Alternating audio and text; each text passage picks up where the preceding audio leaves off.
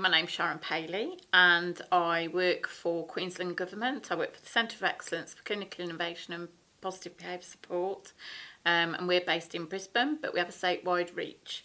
And I've been here today talking about the work we're doing around reducing and eliminating restrictive practices and implementing positive behaviour support across the state of Queensland. I think the problem with the government placing drivers to implement a reduction and elimination of restrictive practices is problematic if that isn't supported with a process. So a compliance model on its own won't work. We know what the international research tells us. The international research tells us that we need a multi-element approach in order to reduce and eliminate restrictive practices.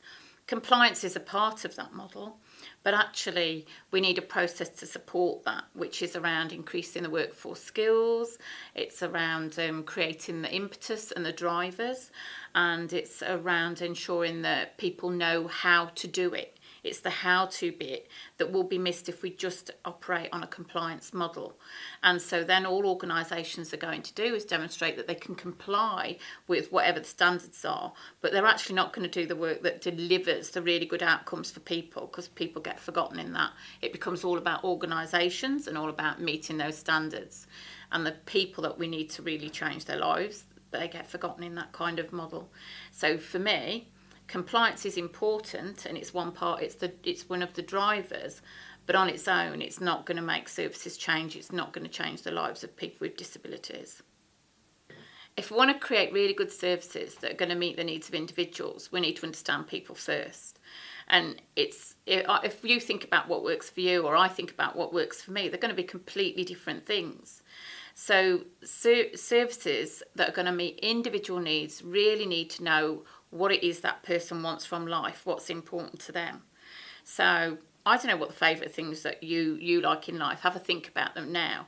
For me, if somebody told me I couldn't listen to Alice Cooper again, that's going to be a disaster. But you need to know that that's what's important to me in my life, and one of the things that makes me happy. What makes me happy is spending time with my family, getting to go out to the beach for the day, getting to spend a bit of downtime with a nice glass of wine. Those are the things that are important to me.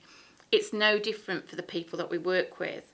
What we really need to understand is, what is it that makes them tick? What is it that makes them feel like life is worth living and getting up for every day? And if we can do that, we can create services that are really going to meet individual people's needs.